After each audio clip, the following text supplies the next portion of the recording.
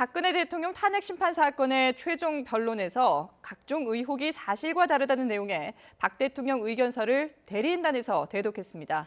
앞서 국회 측은 박근혜 대통령을 파면해 국민 승리를 선언해달라고 선공에 나섰습니다. 헌법재판소로 가보겠습니다. 박석영 기자. 네, 헌법재판소에 나와 있습니다. 자, 헌법재판소 앞에서 양쪽에 심상치 않은 분위기가 있었는데 지금도 여전히 합니까? 네, 제가 나와 있는 헌법재판소엔 평소보다 증원된 경찰이 경계를 강화하고 있습니다. 경찰은 경계 태세를 바짝 조인 상태인데 경비 인력을 청사 안팎은 물론 지하철 3호선 안국역 인근까지 배치했습니다.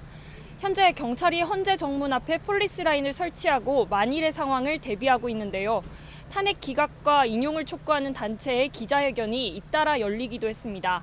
앞서 오후 3시쯤엔 박 대통령 지지자 일부가 헌법재판소 앞에서 경찰과 몸싸움을 벌이기도 했는데요.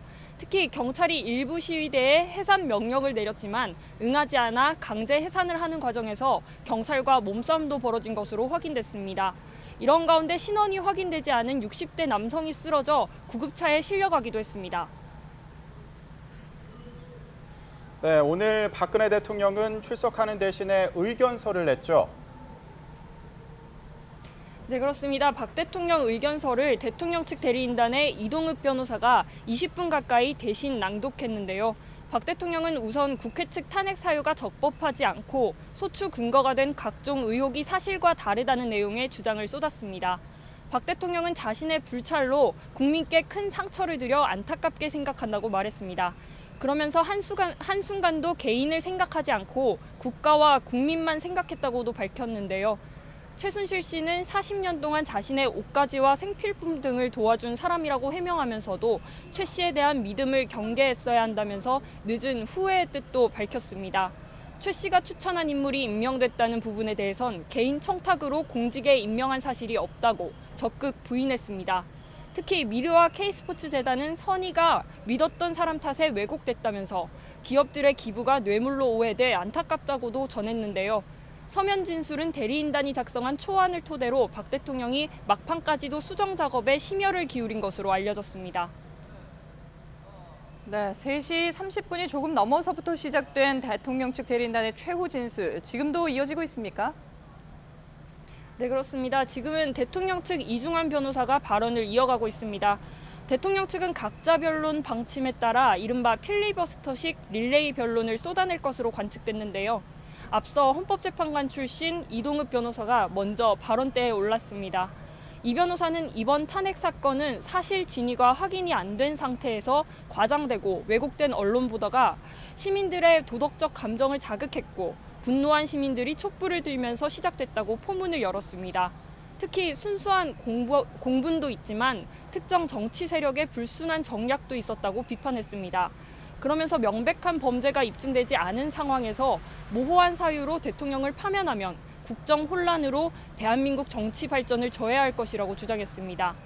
이어 20여 분 동안 전병관 변호사가 대통령의 행위가 명백히 국익을 해하는 행위가 아니고 탄핵을 인용할 만한 중대한 법 위반이 없었다는 주장을 폈습니다. 대통령 측은 탄핵을 각하해야 한다는 의견과 기각해야 한다는 의견, 그리고 재판을 끝내서는 안 된다는 의견 등 대리인단의 다른 견해에 대해 각자 변론할 것이라고 밝혔는데요. 이른바 릴레이 변론이 예상되면서 오늘 최후 변론은 오후 늦게까지 진행될 전망입니다. 네, 앞서서 진행된 국회 측의 최후 진술 내용도 정리해 주시죠. 네, 국회 측 최후 진술은 먼저 권성동 소추위원장에 이어 황정근 변호사 등 4명이 돌아가며 1시간여 동안 진행됐는데요. 먼저 발언대에 선 권 위원장은 대통령이 국가의 통치 권력을 공익에 맞게 행사하지 않고 대통령과 밀접한 사람만을 위해 잘못 허용했다고 비판했습니다. 이어 우리 국민이 그동안 공동체를 앞세우고 자유와 정의를 수호하기 위해 자신을 희생해왔다는 부분을 낭독하면서는 잠시 울먹이기도 했습니다. 권 위원장은 또 국민이 만들어온 대한민국을 민주주의의 적들로부터 지켜달라면서 재판부가 대통령 파면으로 정의를 갈망하는 국민이 승리했음을 소리 높여 선언해 주길 바란다고 발언했습니다.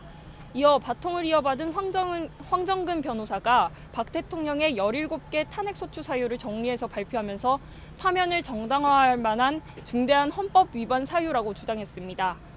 그러면서 재판부가 국민의 가슴 속의 역사의 기록 속에 헌법의 가치를 선명하게 아로새겨 주실 것을 앙망한다고 끝맺었습니다. 이어 발언 때에 선 이용구 변호사는 세월호 참사 부분에 대해서 박 대통령이 보인 행동과 태도가 명백한 탄핵 사유라며 파면 결정을 내려달라고 요구했습니다. 이 변호사는 세월호 승객들을 구조할 이른바 골든타임이 있었고 그 시간에 대통령이 아무것도 하지 않은 것이 명백하다는 주장을 폈습니다. 마지막으로 나선 이명웅 변호사는 탄핵 심판의 법리적 부분에 대해 반론했는데요. 이 변호사는 특히 미국의 닉슨 대통령 탄핵 사례를 들어 청와대 직원들의 위법 행위도 대통령 탄핵 사유에 해당한다고 주장했습니다. 지금까지 헌법재판소에서 YTN 박서경입니다.